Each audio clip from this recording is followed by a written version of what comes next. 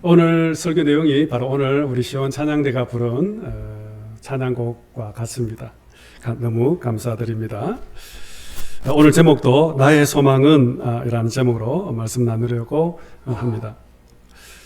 오래전에 제가 대학교에서 우리 청년들 사역을 할 때 저는 방학이 되면 우리 학생들을 데리고 6주 동안 제자 훈련을 시킨 적이 있었습니다. 언젠가 이제 여러 방학이 되자 이제 학생 한 60여 명을 데리고 제주도에 있는 성안 수양관에 가서 제자 훈련을 한 적이 있었습니다. 그때 그 수양관을 관리하시는 그 집사님이 계셨는데 그 집사님의 아들이 일본 동경에서 유명한 IT 회사에 다니고 있었습니다. 그런데 어느 날 그 아들이 신장암 말기 판정을 받게 된 것이었습니다. 병원에서는 이제 더 이상 손을 쓸 수가 없다라는 그런 사망 선고를 내리게 된 것입니다. 그래서 그 집사님이 찾아와서 눈물로 기도를 부탁을 했습니다. 그래서 저는 집사님을 위해서 간절히 눈물로 기도해 드리고, 그리고 그 자리에서 국제 전화로 일본에 전화를 해서 그렇게 그 아들을 위해서 간절히 기도해 주었던 적이 있었습니다. 그런데 그때 아들을 위해서 기도를 하는 가운데에 요한복음 9장 말씀이 생각이 났습니다. 그 말씀은 날 때부터 소경이 된 자를 예수님께 데리고 와서 이 사람이 소경이 된 것이 누구의 죄 때문입니까? 라고 그렇게 묻는 장면이 나옵니다. 그때 예수님께서 이렇게 말씀을 했습니다. 이 사람이나 이 부모의 이 죄를 범한 것이 아니라 그에게서 하나님이 하시는 일을 나타내고자 합니다. 라고 했습니다. 즉 하나님께서는 바로 이 형제를 통해서 하나님이 하시는 일, 하나님이 어떠한 분이심을 온 열방에 나타내기를 원하신다라는 그러한 확신이 저에게 들었던 것입니다. 그래서 저는 그때부터 학생들과 같이 함께 중보기도 아들을 위해서 계속 기도를 했습니다. 그런데 우리가 기도할 때마다 제 마음 속에는 하나님께서 이 형제를 고쳐 주실 거라는 그러한 확신과 믿음이 생기게 되었습니다. 이제 훈련을 마치고 이제 내일이면 이 수양관을 이제 떠나게 되는데 이제 마지막 날 다시 그 집사님 내외를 불러놓고 저희들이 가운데 앉혀놓고 간절히 눈물로 기도를 드렸습니다. 하나님, 이 집사님의 아들은 더 이상 이제 세상에 소망이 없습니다.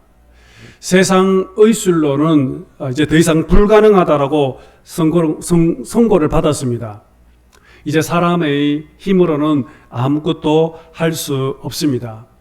하지만 하나님은 하실 수가 있습니다. 이제 하나님이 하실 차례입니다. 이 형제를 통해서 하나님이 살아계심을 온 열방에, 온 세상에 선포되게 해 주십시오. 그렇게 저희들이 기도를 드리고 수양관을 떠났습니다. 저희들이 이제 수양관을 떠난 이후에 이제 집사님의 아들도 일본에서의 생활을 이제 정리하고 이제 한국으로 돌아왔습니다. 그런데 이 아들이 한국에 돌아오면서 한 번 더 한국에서 검사를 해보고 싶은 마음이 생겨서 신촌 세브란스 병원에 가서 그렇게 이제 검사를 했더니 의사가 검사를 해보니까 지금 수술하면은 이 병을 고칠 수 있겠다라고 그렇게 판결을 하여 그래서 급히 수술 날짜를 잡고 수술하여 결국 수술이 성공적으로 이제 마치게 되어 이 형제는 다시 건강을 회복하게 되었습니다. 여러분, 이 형제가 다시 살아날 수 있었던 이유가 무엇일까요? 우리나라가 일본보다 의술이 많이 발달하여 이 형제를 고쳐주셨을까요? 결코 그렇지 않을 것입니다. 하나님께서 하셨습니다. 여러분, 하나님은 살아계십니다. 하나님은 성경 안에만 계시는 분이 아니라 지금 이 자리에 저와 여러분들과 함께하고 계십니다. 여러분, 우리가 신앙생활을 할 때 반드시 짚고 넘어가야 할 세 가지의 주제가 있습니다. 그 첫 번째의 주제가 뭐냐? 바로 하나님은 누구신가? 하나님은 어떤 분이신가 하는 것입니다. 여러분, 이것은 우리의 인생에 있어서 가장 중요한 질문입니다. 하나님은 살아 계십니다. 우리가 믿는 이 하나님은 그냥 지식으로 믿는 하나님이 아니라 경험의 하나님, 즉 내가 체험한 하나님, 내가 만난 하나님, 그분이 어떠한 분이심을 우리는 분명히 알아야 합니다. 그리고 두 번째는 바로 인간은 누구인가 하는 것입니다. 즉 나는 누구인가를 깨닫는 것이 중요하다는 것입니다. 여러분, 우리 인간은 모두 다 죄인 아닙니까? 죄인은 결국 하나님의 무서운 심판을 받을 수밖에 없는 존재입니다. 그러므로 우리는 죄사함이 필요하고 또한 구원이 필요한 존재들입니다. 우리가 이 사실을 깨닫는 순간 바로 우리는 비로소 절대자이신 그 하나님을 찾을 수밖에 없고 또한 구원자 되신 그 주님께 우리는 날마다 나아갈 수밖에 없다는 겁니다. 그리고 세 번째 우리는 소명감입니다. 여러분, 우리가 하나님을 만나고 그리고 나의 이 실존을 깨닫는 순간 그 사람은 바로 삶의 소명을 발견하게 된다는 것입니다. 즉 내가 어떻게 살아가야 할지를 대한 분명한 비전, 목표, 삶의 방향이 생기게 된다라는 것입니다. 여러분, 우리가 성경을 읽어보면 성경 속에 수많은 사람들이 바로 하나님을 만났습니다. 아브라함, 모세, 다윗, 베드로, 사도 바울, 그리고 이 땅을 살아온 많은 믿음의 영적 거장들의 삶을 면밀히 살펴보면 그들은 한 가지 공통점, 즉 그들은 모두 다 하나님을 만났다라는 것입니다. 그리고 하나님을 만난 뒤에 그들의 삶에 분명한 비전과 사명이 그들에게 생겼다라는 것입니다. 뿐만 아니라 그들은 그 표대를 향하여 열심히 달려갔던 사람들입니다. 여러분, 우리가 하나님을 만나게 되면 결코 우리의 인생은 방황하지가 않습니다. 결코 우리의 인생을 헛되게 낭비하지 않는다라는 것입니다. 왜냐하면 바로 그 사람은 소명, 사명이 있기 때문입니다. 그러므로 여러분, 오늘 우리가 신앙생활을 할 때 반드시 이 세 가지에 대한 질문에 응답할 수 있어야 합니다. 하나님과 나, 그리고 소명. 오늘 여러분들은 이 질문 앞에 여러분 어떻게 대답하시겠습니까? 오늘 아침 우리가 함께 읽었던 이 본문 시편 이 39편이 바로 이것을 대해서 지금 말씀하고 있는 본문입니다. 인생에 대해서, 그리고 우리 인간은 어떤 존재인지, 그리고 우리가 앞으로 어떻게 살아가야 할지에 대해서 오늘 우리들에게 지금 말씀하고 있습니다. 여러분, 오늘 본문을 읽어보시면, 자세히 읽어보시면 계속 반복되어지는 단어가 하나 나오는 것을 발견하게 될 것입니다. 바로 그것이 뭐냐면 허사라는 단어입니다. 허사. 자, 오늘 본문 5절 말씀인데요. 5절 말씀 함께 봅시다. 시작. 주께서 나의 날을 한 뼘 길이만큼 되게 하시매 나의 일생이 주 앞에는 없는 것 같사오니 사람은 그가 든든히 서 있는 때도 진실로 모두가 허사뿐이니이다. 아멘. 자, 11절 말씀도 봅니다. 시작. 주께서 죄악을 견책하사 사람을 징계하실 때에 그 영화를 좀 먹음같이 소멸하게 하시니 참으로 각 사람은 허사뿐이니이다. 자, 6절 말씀도 보십시다. 6절 앞부분입니다. 시작. 진실로 각 사람은 그림자와 같이 다니고 헛된 일로 소란하며. 자, 여기서 헛된 일이란 허사와 같은 단어입니다. 여러분 여기서 이 허사라는 단어 히브리어로 허벨인데 이 허벨이라는 이 단어는 입김, 숨 그런 뜻입니다. 우리가 겨울에 밖에 나가면 입에서 공기가 나가죠. 그래서 후 하고 입김을 내면 포물선을 거리다가 곧 사라지는 것을 볼 수가 있을 것입니다. 이것이 바로 허사, 이것이 바로 헤벨입니다.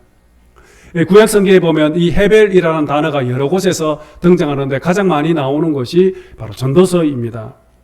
이 전도서 1장 2절 말씀에 보면 헛되고 헛되며 헛되고 헛되니 모든 것이 헛되도다. 여러분 여기서 이 헛되다라는 이 단어가 바로 헤벨, 허사라는 그런 오늘 시편의 같은 단어입니다.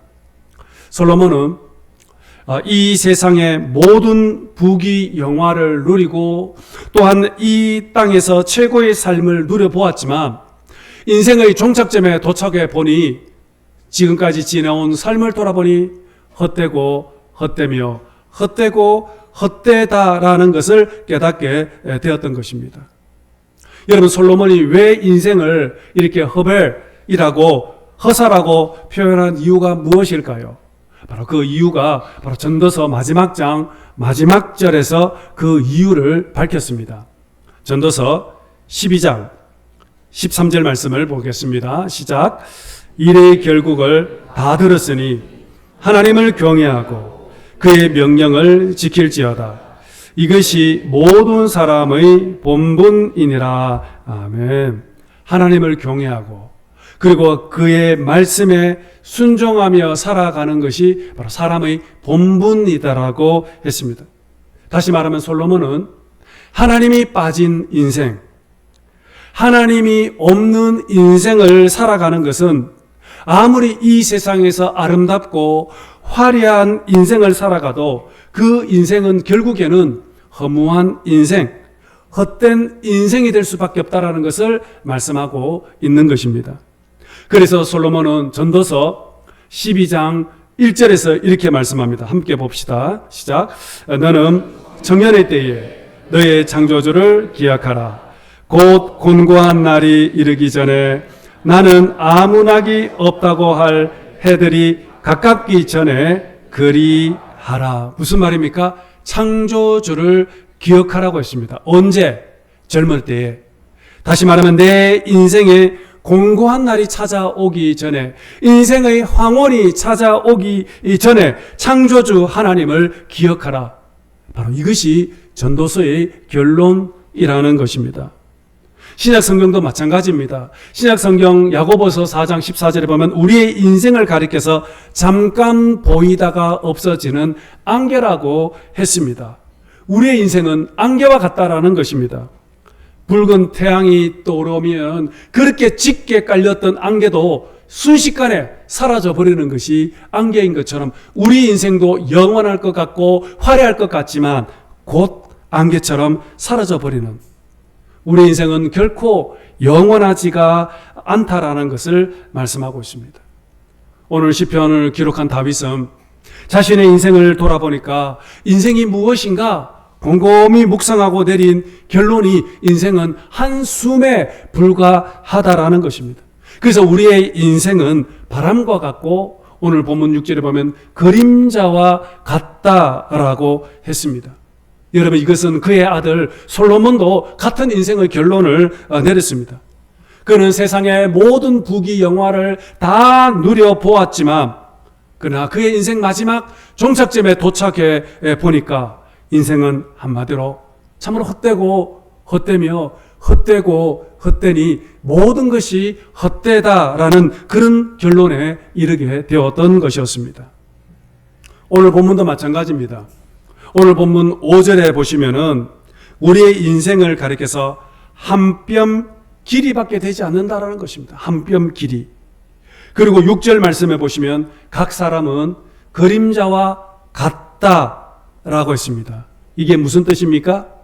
바로 이것은 우리의 인생은 영원하지 않고 바람이 불면 날아다니는 그러한 흙, 먼지, 뒷걸과 같은 것이 바로 우리의 인생들이라는 것입니다. 그렇다면 여러분, 다윗은 왜 이토록 우리의 인생을 비관적으로 이렇게 허무주의적인 그런 관점에서 여러분 인생을 이야기하는 것일까요? 다윗은 염세주의적 인생관, 허무주의적 인생관을 가지고 있는 것입니까? 심한 우울증에 지금 빠져 있는 것일까요? 결코 그렇지가 않다라는 것입니다. 오늘 성경이 말하고자 하는 핵심이 바로 오늘 본문 7절에 담겨져 있습니다. 7절이 바로 오늘 본문의 결론이라는 겁니다. 7절 여러분 함께 봅시다. 시작. 주여 이제 내가 무엇을 바라리요? 나의 소망은 주께 있나이다. 아멘. 주님이 없는 세상은 참으로 허무한 세상입니다. 주님이 없는 생명, 아무런 가치가 없고 의미가 없고 주님이 없는 이 재물은 오히려 멸망의 도구가 될 수 있음을 지금 가르쳐주고 있는 것입니다. 이 세상 그 어떤 것도 나의 소망이 될 수 없고 오직 하나님만이 나의 소망입니다. 오직 주님만이 생명과 소망과 영생이 있음을 지금 고백을 하고 있는 것입니다. 요즘 우리 사회에 자살하는 사람들이 많이 있지 않습니까? 그래서 작년 한 해에 우리나라도 자살한 사람이 12,000명이 넘는다라고 하죠. 여러분, 이 숫자를 한 달로 바꾸면 한 달에 1,000명이 스스로 목숨을 끊는 수치입니다. 하루에 33명, 그리고 한 시간에 한 명씩 스스로 생을 포기하고 있다라는 것입니다. 여러분, 왜 이들이 지금 스스로 삶을 포기해야만 하는 것입니까? 여러분, 우리의 인생은 하나님이 빠져버리면 하나님이 없이는 우리는 결코 행복해질 수가 없습니다. 하나님이 없는 삶은 한 줌의 흙에 불과하고 아침 안개와 같을 뿐입니다. 이 세상은 그 무엇으로도 우리의 삶에 행복을 줄 수가 없고 삶에 소망을 줄 수가 없다라는 것입니다. 저는 지금도 잊을 수 없는 청년 한 명이 있습니다. 그 청년은 제가 앞에서 소개해드렸던 그 제자 훈련에 참석을 한 청년입니다. 그 청년은 심한 우울증으로 고생을 하다가 여러 번 자해를 하고 그리고 또 스스로 죽음을 선택했던 이 자매인데, 이 자매가 극적으로 이 제자 훈련에 참석하게 되었고 이 훈련을 통해서 그는 극적으로 하나님을 만나게 되어 그의 인생이 완전히 새롭게 변화되어 새로운 삶을 살아가게 되었습니다. 그 학생의 삶에는 늘 외로웠고 공허했고 만족함이 없어서 그는 술 그리고 담배 심지어는 마약까지 했던 그러한 청년이었습니다. 세상 쾌락에 빠진 삶을 살았습니다. 세상의 그 어떤 것도 그에게 만족함을 주지 못했던 그 자매가 바로 이 제자 훈련에 들어와서 6주 동안 훈련을 받고 모든 훈련 과정을 이제 마치고 이제 수료를 하게 되었습니다. 그래서 이제 수료식 때 이제 간증을 하게 되었는데 그 학생이 이렇게 간증을 했습니다. 저는 인생의 벼랑 끝에서 예수님을 인격적으로 만났습니다. 제가 예수님을 만나기 전에는 내 인생에 소망이 없었습니다. 오래 살지는 않았지만 부유한 환경에 부족함 없이 먹고 싶은 것 다 먹고 놀러 가고 싶은 곳 다 가고 하고 싶은 것, 사고 싶은 것 다 가져보았지만 저의 공허한 내면 세계를 채울 수가 없었습니다. 내 안에 예수님이 없을 때는 소망이 없었습니다. 살아야 할 이유도 몰랐습니다. 그러나 예수님을 만나고 은혜를 받고 영적 체험하고 보니 하나님만이 이제 나의 소망이요, 예수님만이 나의 삶의 비전이요, 삶의 이유임을 발견하였습니다. 주님이 내 안에 오셨습니다. 그리고 저에게 삶의 소망을 주셨습니다. 이제 저는 살아야 할 이유가 있습니다. 오직 하나님만이 나의 소망이요 내가 살아야 할 이유입니다. 이제 저는 주님의 나라와 영광을 위해 살겠습니다. 오늘 다윗은 시편 39편 7절에서 고백합니다. 나의 소망은 주께 있습니다. 오늘 여러분들의 소망은 무엇입니까? 경북 포항에 가면은 작은 병원이 하나 있습니다. 그 병원은 언제나 환자들로 발디딜 틈이 없을 만큼 늘 북적대는 그런 병원이었습니다. 여러분, 병원에 환자가 많다는 말은 다른 말로 하면 그 병원은 소문난 잘 고치는 병원이 아닙니까? 그리고 또 한편으로는 또 그 병원은 돈을 많이 번다, 그런 뜻이 아니겠습니까? 아마 그 의사 선생님은 정말 상상을 초월할 만큼 많은 돈을 벌었을 것입니다. 그런데 놀랍게도 그는 만족이 없었습니다. 왜냐하면 그 의사 선생님의 비전은 돈을 버는 것이 아니라 복음을 전하고 선교를 하는 것이었기 때문입니다. 그런데 매일 밀려오는 이 환자들 때문에 시간을 비울 수가 없었습니다. 날이 갈수록 계속 환자들은 늘어가고, 그리고 환자들에게 또 복음도 좀 전하고 싶고 전도도 하고 싶은데 도저히 시간을 낼 수가 없다라는 것입니다. 개인 병원이지만 결코 자유롭지가 않았던 것이었습니다. 그래서 그는 결정했습니다. 병원의 문을 닫기로. 그리고 그는 작은 종합병원의 페이 닥터로 월급 받는 의사로 들어가기로 했습니다. 그가 그 종합병원에 들어가는 조건은 다른 것이 아니라 내가 원할 때 휴가를 갈 수 있는 것이었습니다. 그가 휴가를 가는 조건은 바로 여름과 겨울에 해외 의료 선교 가는 것이었던 것입니다. 이것 때문에 그는 개인 병원의 문을 닫고 월급을 받는 의사로 그렇게 들어갔던 것입니다.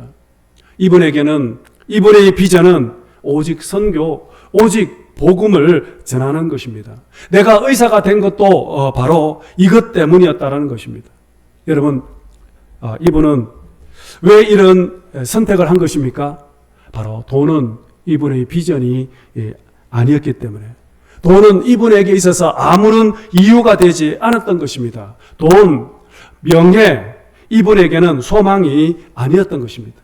그분에게는 하나님만이 오직 그분의 소망이었고 삶의 이유였던 것이었습니다. 그리고 복음을 전하는 것, 이것이 바로 그의 사명이었기 때문입니다. 오늘 저와 여러분들의 소망과 비전이 무엇입니까? 자녀입니까? 돈입니까? 직장입니까? 사랑입니까? 여러분, 하나님을 나의 삶의 소망으로 살아가는 사람은 바로 하나님과 동행하는 사람입니다. 동행. 그 사람은 참 행복한 사람입니다. 동행은 바로 같은 인생의 목적지를 향하여 같은 생각과 같은 마음과 같은 비전을 가지고 같은 목적지를 향하여 걸어가는 사람들은, 그 사람들은 참 행복할 것입니다. 2000년 전에, 지금부터 2000년 전에 예루살렘에 처음 교회가 이제 시작이 되었습니다. 그 교회는 한 100여 명 정도밖에 되지 않은 아주 작은 교인이었습니다. 작은 교회였습니다. 또한 성도들도 몹시 가난했습니다. 뿐만 아니라 사람들로부터 조롱을 받고 핍박을 받고 심지어는 경제적으로도 또한 궁핍을 당하는 그러한 교회였습니다. 그러나 그 성도들은 몹시 행복했습니다. 그들은 삶에 대해서 누구 하나 불평하거나 원망하는 사람들이 없었습니다. 오히려 그들의 마음에는 기쁨으로 그들은 늘 충만했습니다. 비록 세상적으로는 소외당하고 조롱을 당하고 또한 핍박이 있어도 예수를 믿는다는 이유로 돌에 맞아 죽어가는 일이 있어도 그들의 얼굴은 천사처럼 환했고 맑은 웃음꽃이 늘 피어 있었던 것입니다. 여러분, 그 이유가 무엇이었을까요? 그들은 모두 다 한결같이 같은 마음으로, 같은 비전으로, 같은 뜻을, 같은 소망을 그들은 가지고 있었기 때문입니다. 그들이 가지고 있었던 그들의 비전은 뭐냐? 그들은 오직 예수 그리스도와 그분의 나라, 복음이 땅끝까지 전파되어 그리스도의 계절이 이 땅 가운데 임하기를 그들은 학수고대하면서 소망을 삼고, 그래서 그들은 살았던 것입니다. 그래서 그들은 살아도 예수, 죽어도 예수. 그들의 가슴 속에는 오직 예수 그리스도와 그분의 나라, 그리스도의 계절이 이 땅 가운데 임하고 그리스도에게로 통해서 온 나라가, 하나님의 나라가 임하기를 그들은 모두 다 하나같이 학수고대하였기 때문이었던 것입니다. 사랑하는 성도 여러분, 오늘 여러분들의 소망은 여러분들은 무엇입니까? 하나님께서 오늘 저와 여러분들을 이 죄악과 우상으로 가득한 이 대만 땅으로 인도하신 이유가 여러분 무엇일까요? 그래, 이 땅에서 너 돈 많이 벌어서 잘 먹고 잘 살아라. 그러려고 하나님께서 오늘 우리들을 이 대만 땅으로 보내신 것일까요? 하나님은 오늘 저와 여러분들을 통해서 이 땅에 하나님의 나라가 임하고 복음이 온 누리와 그리고 온 세상 가운데 전파되는데 쓰임받는 그릇으로 삼기 위해서 오늘 저와 여러분들을 오늘 이곳까지 부른 줄로 믿습니다. 이제 저와 여러분들은 아름다운 이제 믿음의 동행이 이제 시작이 되었습니다. 예수 그리스도와 여러분 하나님의 나라를 꿈꾸며 이 땅에 그리스도의 계절이 임하기를 소망하면서 우리 모두 다 함께 같은 마음과 같은 비전을 품고 두 손을 꼭 잡고 믿음으로 달려갈 수 있기를 원합니다. 그리하여 저와 여러분들을 통하여 이 땅에 있는 많은 잃어버린 영혼들, 지금도 우상 앞에서 복을 빌고 있는 많은 영혼들, 마지막에는 하나님의 심판을 받을 수밖에 없는 그 영혼들을 긍휼히 여기고 안타깝게 여기며 오늘 저희들이 삶의 자리에서 그리스도의 복음을 증거하면서, 그래서 이곳에 대북 한국교회를 통해 대북교회를 통해서 이 땅에 하나님의 나라가 임할 수 있기를 주님의 이름으로 축복합니다.